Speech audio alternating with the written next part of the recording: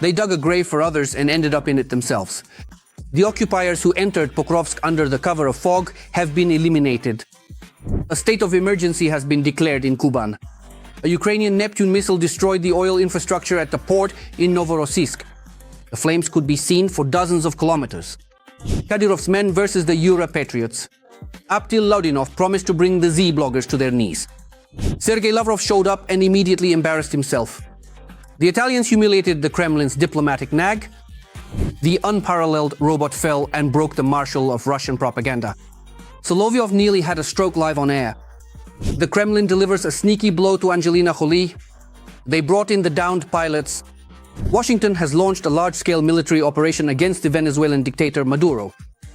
Hello everyone, my name is Fedor Shirenko, and now we're going to discuss all the most important and high-profile topics. What are people talking about? In the world, in Ukraine, and of course beyond the curb of civilization, everything that's trending. Let's go. Colossal losses for the occupiers in Pokrovsk. Ukrainian artillerymen and drone operators are at work.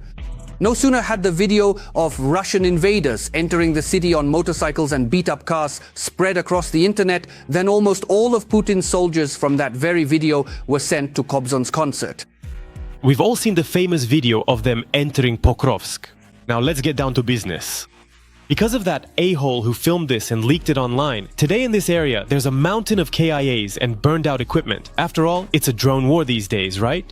Artillery has been cancelled, as the popular bloggers have decreed. MLRS to the museum, mortars into the ravine, AGS as well. But at least everyone got their hype. Let me remind you, earlier the Z channels posted a video showing a mass entry of occupiers into Pokrovsk. In the video, besides soldiers and Mad Max-style vehicles, you can see a thick fog. The occupiers thought that under its cover, Ukrainian drone operators wouldn't be a threat to them. But unfortunately for them, where the drone operators couldn't reach, the artillerymen stepped in. According to the Z channels, most of the occupiers in the video were destroyed. A bloodbath in Pokrovsk. The video spread across the internet and was actively pushed by propagandists. And here is the result. The AFU almost immediately identified the location and attacked. Dozens of bodies and burned out equipment now lie at the entrance to Pokrovsk. Meanwhile, Ukraine's unmanned systems forces have set a new record for eliminating invaders. In just one day, 361 occupiers were destroyed. According to the commander of the unmanned systems forces, Magyar, for the fourth day in a row, Ukrainian drone operators have eliminated more than 300 enemy soldiers. At the same time, Magyar complains about the fog. In other words, if the weather had been clear, the numbers could have been even higher.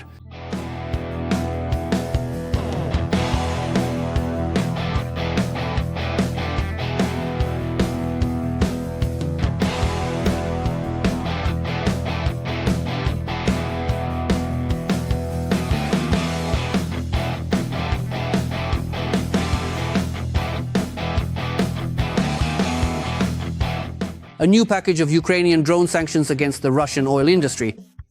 For the second time this week, Ukraine's long-range drones have successfully attacked Saratov oil refineries.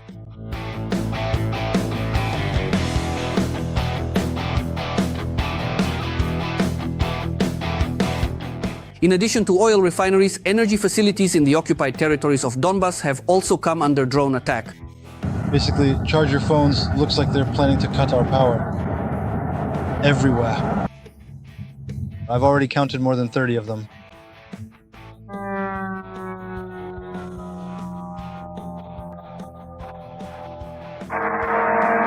Drones are flying around here like they own the place. The guys are trying to shoot them down. Out, out, out. There goes the goat flying. About your ass.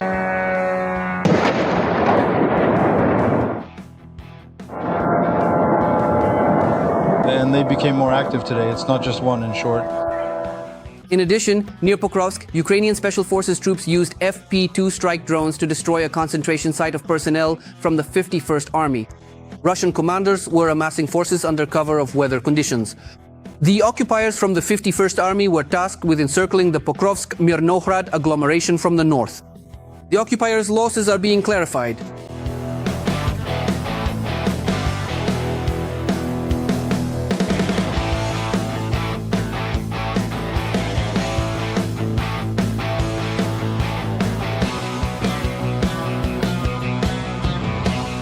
A state of emergency has been declared in Kuban. The reason? Neptunes, which turned out to have a long reach. Ukrainian missiles struck the oil infrastructure of the port of Novorossiysk. The Ukrainian General Staff confirmed that Ukrainian cruise missiles Long Neptune were used in the attack. This is a modernized version of the anti-ship missile system with an increased range of up to 1,000 kilometers and a warhead of about 260 kilograms.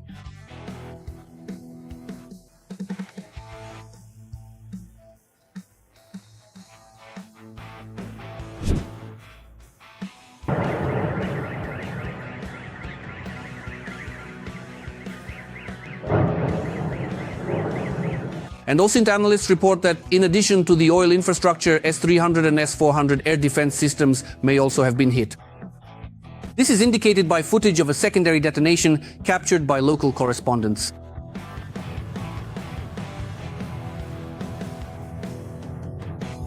They're aiming right at the house, it seems, truly focusing their attention on this place. According to Reuters sources, as a result of the strike, the Russian oil pipeline company Transneft halted the pumping of oil to the port through the Sheksaris terminal. Sheksaris is one of Russia's largest oil terminals, through which a significant portion of Russian oil exports passes. The mayor of Novorossiysk has declared a state of emergency in the city. Europe has sent a propaganda minister, another disgrace for the Kremlin's old nag Sergei Lavrov.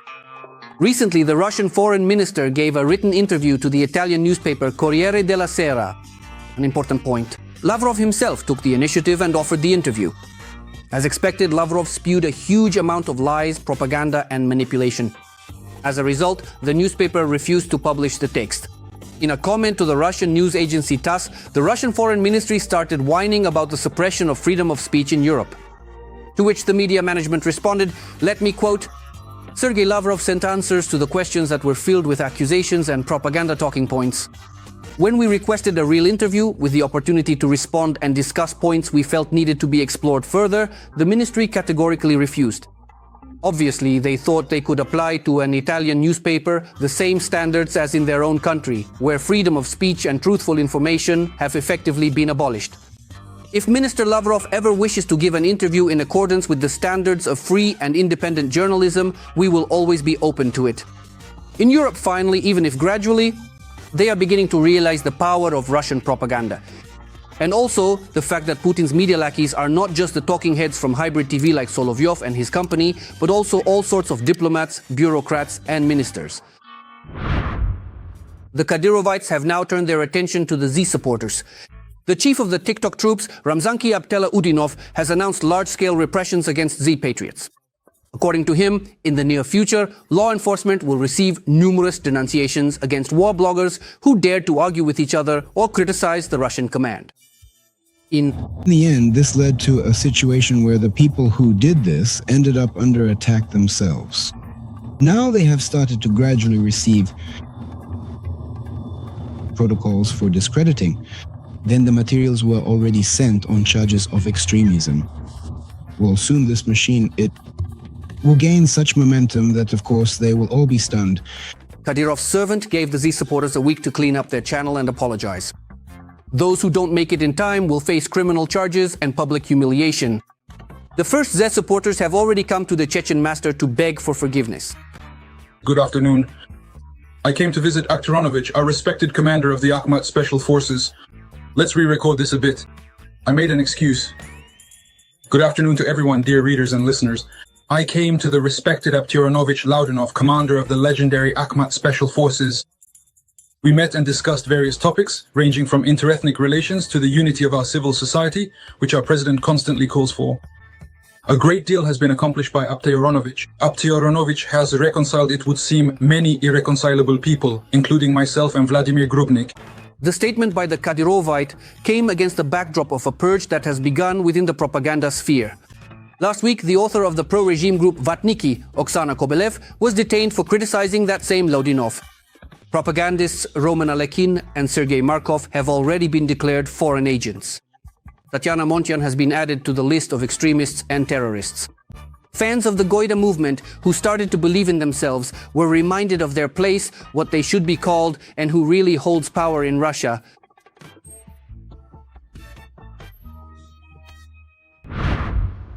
The Kremlin delivers a sneaky blow to Angelina Jolie. After the Hollywood star visited the Ukrainian city of Kherson and then wrote about a human safari targeting local residents regularly organized by Russian killers, Putin's servants brought out their own tame celebrities who were once popular in the West. Thus, former leader of the British band Pink Floyd Roger Waters and Serbian director Emir Kusturica took it upon themselves to criticize Jolie. These former celebrities have lost so much of their conscience that they can no longer carry it within themselves, that they started repeating blatant Russian propaganda talking points. Every voice matters. Join our community, support independent journalism and help us bring you the truth from Ukraine. Become a member of Ukraine today. Join us now. The unparalleled robot fell and broke the marshal of Russian propaganda, Solovyov. The presentation of the miracle of Russian robotics idol was so embarrassing that even Putin's favorite herald, Vladimir Solovey the Bandit, couldn't take it. To the music of Rocky, they bring the Russian idol onto the stage. Two guys are walking with him, and then, as everyone says, he just fucking falls over. This was basically a film about how to steal government or private money. So what was all this about? What was this endless embarrassment about? Meanwhile, our Chinese comrades. Honestly, I'm so filled with hatred I can't even find the words. China has shown the next product.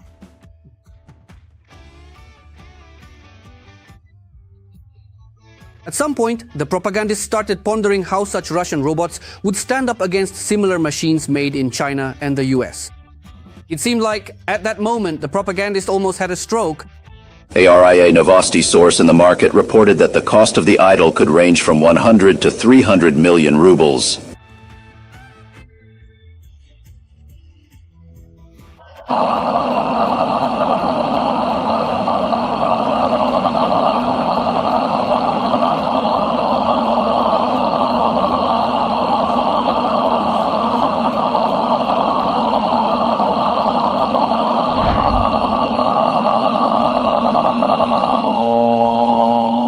Washington has launched a large-scale military operation called Southern Spear against Venezuelan drug cartels.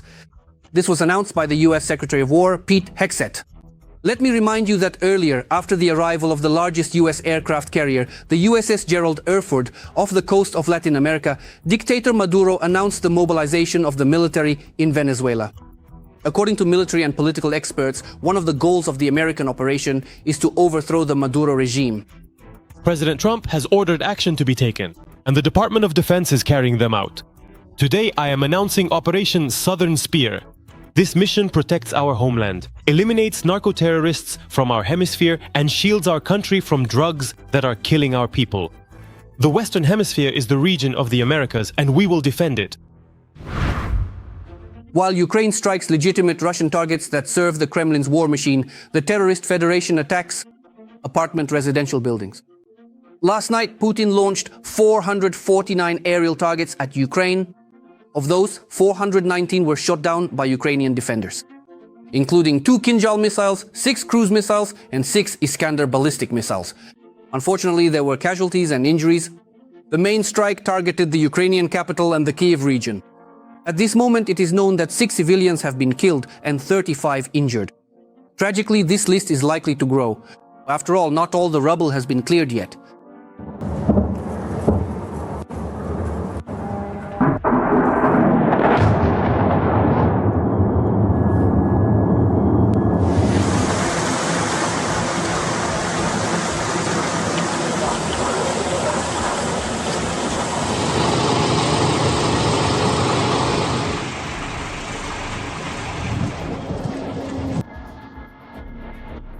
Wine. Aliyev is outraged by Putin's actions. Azerbaijan summoned the Russian ambassador and handed him a note of protest. A missile from the aggressor struck the grounds of the country's embassy in Kyiv. As a result of the Iskander explosion, a section of the embassy's outer wall was completely destroyed. The administrative building, consular section and service vehicles were also damaged. The Russian authorities are using the methods of ISIS and Al-Qaeda, striking residential buildings and energy infrastructure. Putin's goal is to intimidate Ukrainians and deprive them of heat and light before winter. This video is from Kyiv. In a kindergarten, children are sitting in their clothes because the country of cannibals is deliberately destroying our energy system. Russians, do you still have any questions about why the whole world hates you? You can't intimidate us, not with terrorist methods, nor with the lack of light and heat. Better to be without electricity as long as we're far away from you barbarians.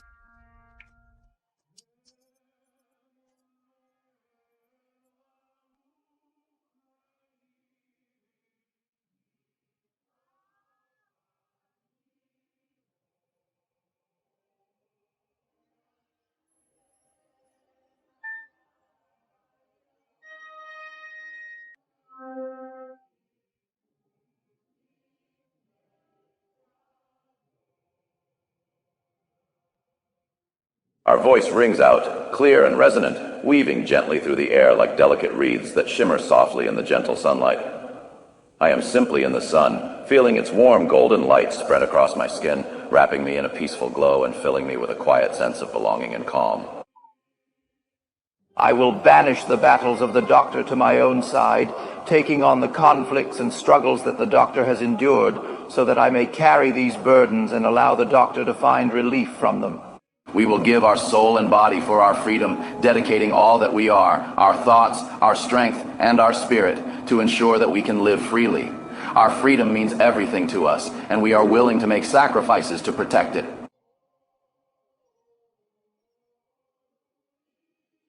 And God, what about you, brother? We believe in our grandfather. Be free. And we will show them joy, a happiness that is both radiant and enduring, as befits a royal lineage whose traditions and values have long celebrated such moments with grace and honor.